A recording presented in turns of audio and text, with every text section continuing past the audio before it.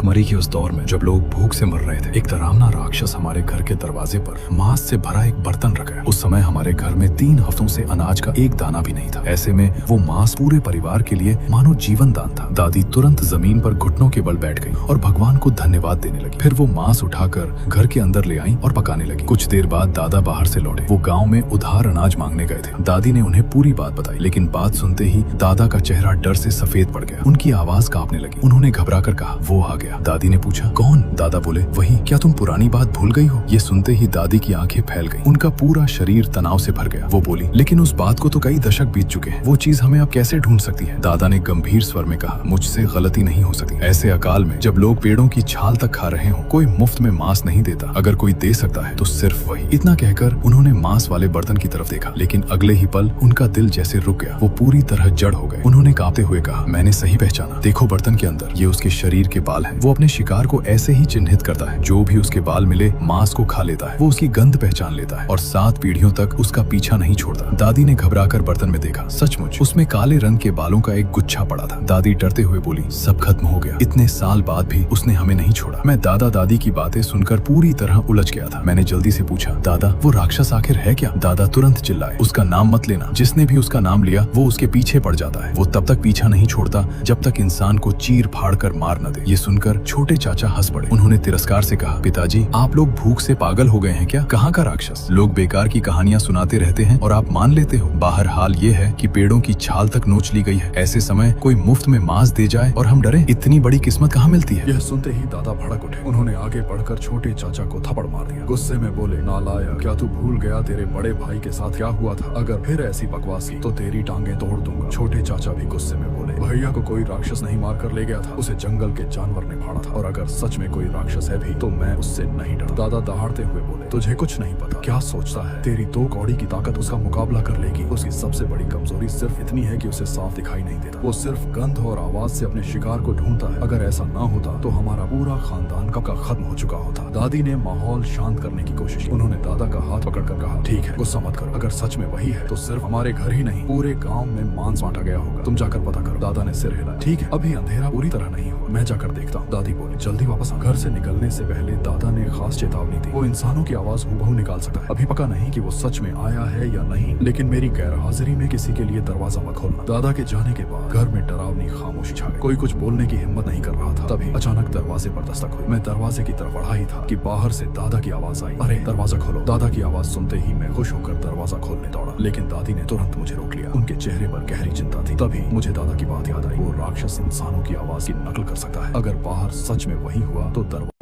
तो दरवाजा खोलना मतलब खुद मौत को बुलाना था। मैंने एक स्टूल खींचा और दरवाजे के छोटे छेद से बाहर झांका। बाहर घना अंधेरा था, लेकिन मुझे धुंधली रोशनी में दादा का चेहरा दिखाई दिया। तब जाकर मैंने दरवाजा खोला। अंदर आते ही दादा नाराज होकर बोले, इतनी देर क्यों लगा दी? दादी बोली, हमें लगा कहीं वो राक्षस तुम्हारी आवाज निकालकर हमें धोखा ना दे रहा हो, इसीलिए पहले देखना पड़ा। दादा बोले, अरे हाँ, ये बात तो मैं भूल ही गया था। फिर दादी ने पूछा, लेकिन तुम अभी गए ही थे, इतनी जल्दी वापस कैसे आ गए? दादा ने जवाब दिया, मैं ज्यादा दूर गया ही नहीं था कि अचानक अंधेरा छा गया। ऊपर से चारों तरफ घना कोहरा फैल गया, कुछ दिखाई नहीं दे रहा। मैं टॉर्च लेने वापस आया। यह सुनते ही दादी फिर डर गई। उन्होंने पूछा, तुम फिर बाहर जाओगे? दादा बोले, चिंता मत करो, मैंने वो मांस नहीं खाया, इसीलिए वो मेरी गंध नहीं पहचान सकता। तुम लोग घर के अंदर ही रहना। इतना कहकर दादा टॉर्च लेकर फिर बाहर चले गए। लेकिन कुछ ही मिनट बाद दरवाजे पर फिर दस्तक हुई। दादी को लगा दादा वापस आ गए हैं। वह दरवाजा खोलने बढ़ी, लेकिन छोटे चाचा ने उन्हें रोक लिया। उन्होंने कहा, माँ आप भी अजीब हो, पिताजी को गए 5 मिनट भी नहीं हुए, इतनी जल्दी कैसे लौट सकते हैं? फिर उन्होंने दरवाजे के पास जाकर पूछा, कौन है? बाहर से गुस्से भरी आवाज आई, दरवाजा खोल। छोटे चाचा ने आवाज पहचान। वह पड़ोसी झांग शाह था। उसकी आवाज बिल्कुल सामान्य लग रही थी, इसीलिए छोटे चाचा ने गुस्से में दरवाजा खोल दिया। बाहर सचमुच झांग शाह ही खड़ा था। वह अंदर आते ही बोला, मुझे बेवकूफ मत बना, पूरे गाँव में खबर फैल चुकी है कि तुम्हारे घर मांस आया है। छोटे चाचा तुरंत उसके सामने खड़े हो गए। असल में उन्हें भी पता था कि यह मौत का मांस हो सकता है, लेकिन भूख के कारण वह उसे किसी भी कीमत पर छोड़ना नहीं चाहते थे। झांग शाह ने ठंडी आवाज में कहा, सीधे सीधे आधा मांस मुझे दे दो, वरना मैं पूरे गाँव में बता दूंगा। फिर लोग आकर तुम्हारा सारा मांस छीन ले जाएंगे। झांग शाह के घर में पिछले 15 दिनों से अनाज खत्म था। वो लोग पेड़ों की छाल खाकर किसी तरह जिंदा थे। जैसे ही उसने ताजा मांस देखा, उसकी आंखों में लालच चमक उठा। उसके मुंह से लार तक टपकने लगी। मैं पहले ही कह चुका हूं, तुम किसी को भी बेवकूफ बना लो, मुझे नहीं बना सकते। चाचा नफरत भरी नजरों से उसे घूर रहे थे और सीधे मांस का एक टुकड़ा उठाकर कच्चा निकल गया। वो डरावना नजारा देखकर मेरे मेरे पूरे शरीर में सिहरन दौड़ गई। बहुत बकवास हो चुकी। आज अगर मैं भूख से मर भी जाऊं तब भी ये मांस नहीं छोड़ूंगा। मैं वापस खाली हाथ नहीं जाऊंगा। चाचा ने मुठ्ठियां भींचते हुए कहा, जो ले जा रहा है चुपचाप ले जा। अगर एक शब्द भी बाहर निकला ना तो तेरी टांगें तोड़ दूंगा, समझ आया? हाँ। जांगशान ने चाचा की गालियों की परवाह ही नहीं की। वो मांस समेट कर जल्दी जल्दी वहाँ से निकल गया। शाम करीब 6 बजे दादाजी हड़बड़ाते हुए घर लौटे। उनके पीछे 2 शिकारी थे जिनके हाथों में बंदूकें थी। बूढ़े, काम का क्या हुआ? मैं पूरे गांव में घूम कर आया हूँ। कम से कम आधे घरों तक वो मांस पहुंच चुका है। मामला अब आसान नहीं रहा। घर का क्या हाल है? दादी ने चाचा की तरफ देखा, फिर बर्तन में पड़े मांस पर नजर डाली। अभी थोड़ी देर पहले जांगशान आया था और मांस मांगने लगा। मुझे वो कुछ गड़बड़ लगा, इसीलिए थोड़ा मांस उसे दे दिया। क्या? उस हरामी को साफ बताया था कि ये मांस खाने वालों पर राक्षस निशान लगा देता है, फिर भी लालच नहीं छोड़ा। दादाजी ने गहरी सांस ली। छोड़ो, अब जल्दी मंदिर चलो, सबको वहीं इकट्ठा होना होगा। इतने में बाहर से अचानक एक भयानक चीख सुनाई दी। हम सब आवाज की तरफ भागे और जांगशान के घर पहुंचे। जमीन पर हर तरफ खून फैला हुआ था। जांगशान और उसकी पत्नी खून के तालाब में पड़े थे। उनकी त्वचा बिल्कुल सही सलामत थी, लेकिन उनके शरीर ऐसे पिचक चुके थे जैसे किसी ने अंदर का सारा खून और मांस चूस लिया। उन्हें पूरी तरह सूखा दिया गया है। इतना अजीब और डरावना दृश्य देखकर हमारी रूह कांप गई। एक शिकारी कांपती आवाज में बोला, हे भगवान, मैंने पूरी जिंदगी शिकार किया है, लेकिन ऐसा डरावना मंजर कभी नहीं देखा। आज रात नींद नहीं आएगी। दूसरा बोला, सही कह रहा है, वो राक्षस आखिर है क्या चीज? दादाजी ने